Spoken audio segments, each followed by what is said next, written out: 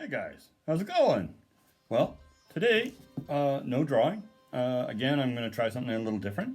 So today I decided that I'm going to take my styrofoam and I'm going to make it look like an ancient old rock tablet. Something you would see in a museum, you know?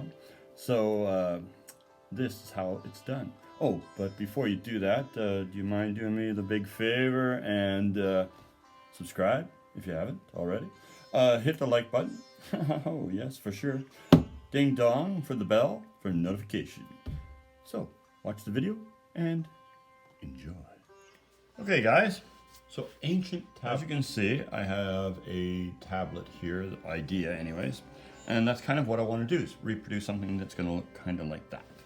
Okay? And it'll look cool on your wall, and people will look at it and think, oh my gosh, how did you get this ancient tablet? Also, the other thing too is you can play around with it a little bit too if you want and modify it to whatever you want. But just that kind of a look kind of cool. So first off, what I got is my piece of styrofoam.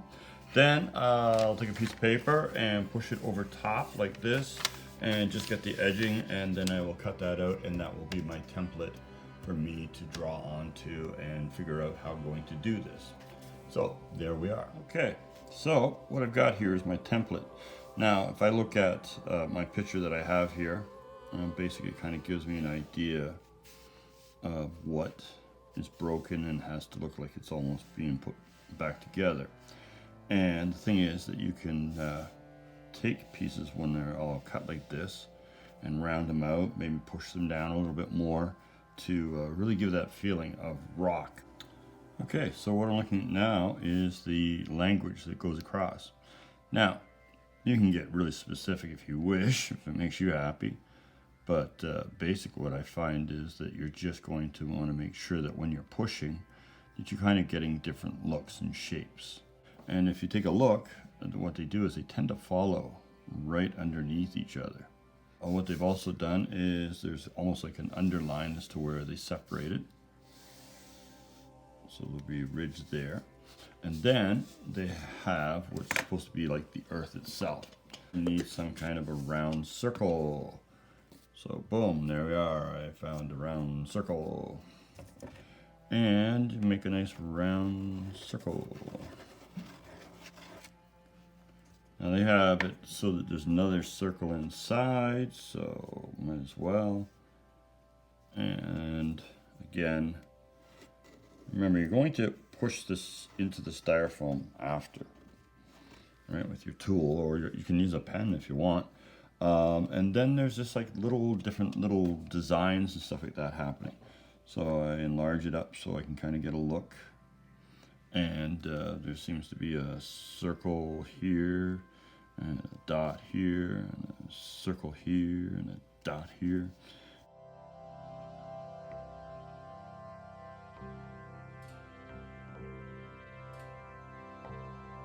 Now I have my pattern. So basically what I'm going to do is I'm going to lay that on top of the styrofoam and I'll etch it out. I didn't go really slow on putting that together, but I'll take my time a little bit more on that. And the other thing too is that you might just be able to do it directly to the styrofoam with your pen or whatever if you would like. But the rest of it you have all figured out, and then you have your lines where you want to make the difference on the depths. And also if you're going to cut out and leave little chunks out. This part here is going to be actually smoothed out a little bit by the looks of the way it looks. And then over here I will have it chunked out where there's broken rock kind of a look to it. Okay, there we are.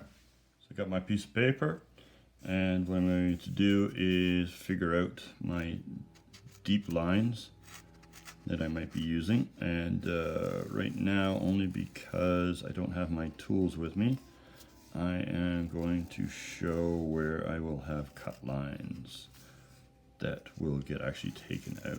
And on this one, to make it even easier for myself, I will simply draw a couple of straight lines across to let me know that I'm going to be cutting that right out.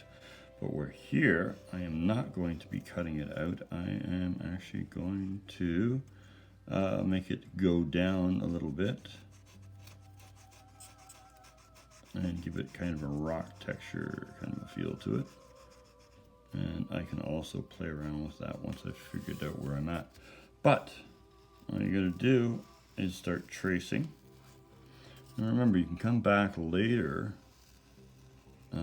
to give real high detail to what you want to do. But again, you're going to have cut lines that where the rock's going to attach, where you can smooth it out and make it, give it that sense of feeling like it's, you know, being put back together by some classic museum people. Okay, so there we are. We're just drawing that out. It's not too hard, and will give you an idea of what we're talking about. Okay, so this is where I'm going to go across, straight across. So I'm just going to do a very light line, but all I'm going to do is make my own language by basically doing some lines, and then I'll make another little tiny square. Maybe I'll put a dot in the middle of it, then again, and just keep following that little idea so that it kind of gives you this look of like a language is happening. And then I've got my image down here, which I may need to press down a little bit more.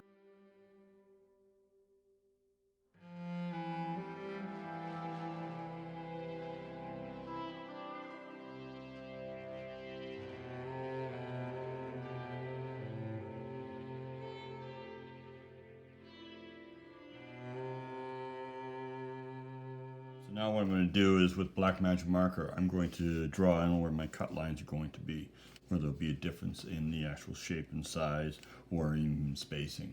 So it gives it again that look of like something that's gotten old and put back together. So as you can see, I've hit it with a marker, kind of giving me an idea of where I want to cut things. What I'll do is I'm going to actually cut it apart and then put it back together, and then start to work on taking out little chunks and pieces like that, and then I'll start to paint. So, for this part here, I am in my dad's workshop, and I'm going to, basically what I'm going to do is I'm going to take and cut chunks of this out. I've done some lines as to where I want to cut out, and then put it back together after I've filed it and smoothed it and made different levels. Okay, so I'm going to be using my hot knife, or hot wire I should say. Now you don't need to use a hot wire, you can actually use a razor blade, and if you do a razor blade, just make sure it's sharp. Also when you cut from the top, then cut to the back, and then pop it off. Easy as pie. Okay, and if you cut deep enough, you don't even have to do that, you just poof, pop like that. So nice and simple. Okay, so I've taken my hot wire and cut my parts out. Now the thing is, as much as the hot wire is definitely faster to use, it is a bit of a pain because you're looking at fumes for one thing, and also when you go to cut it apart, you've got all these long hair things that you got to pull off too. So actually a razor blade's not a bad deal. See, look, I'm not gonna go and clean that all up. But now my next part is basically to start to stylize it so that it looks like rock. And I've got my impressions in there and that, so you can see that. And then I may have to make them a little heavier. I'm not 100% sure. We'll see.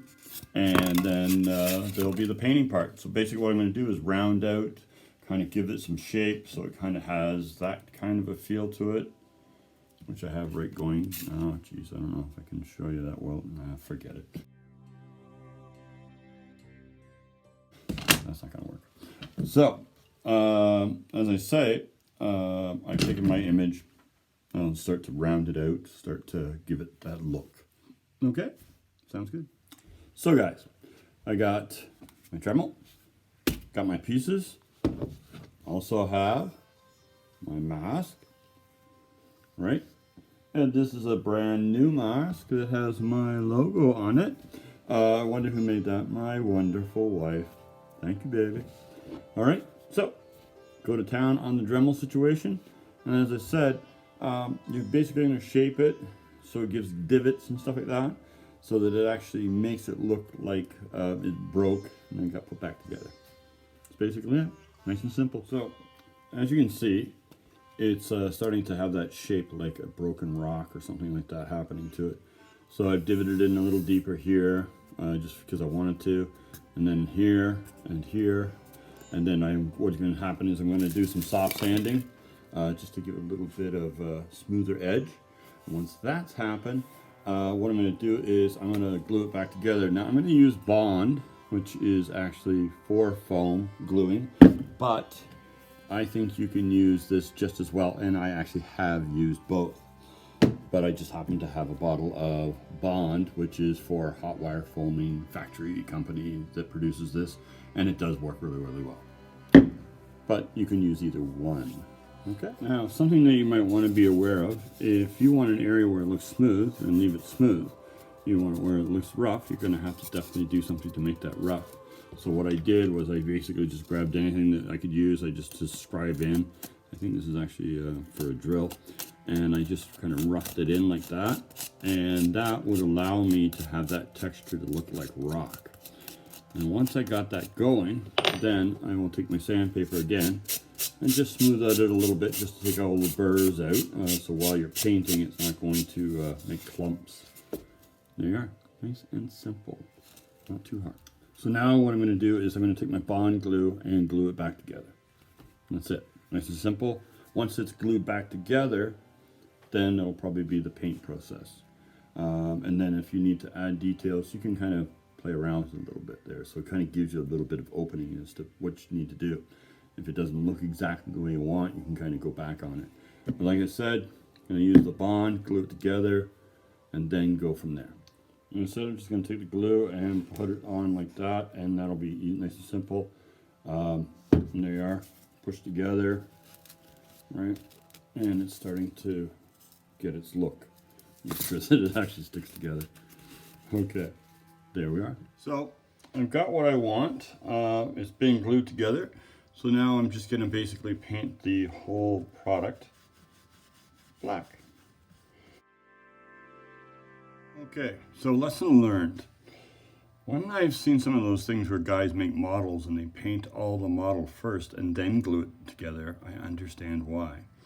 Because what I should have done was done all my pieces separately and then glued them together. Because all I could do is find the little cracks and crevices, and it took me forever. This was not as fast as I thought it was going to be. So, lesson learned.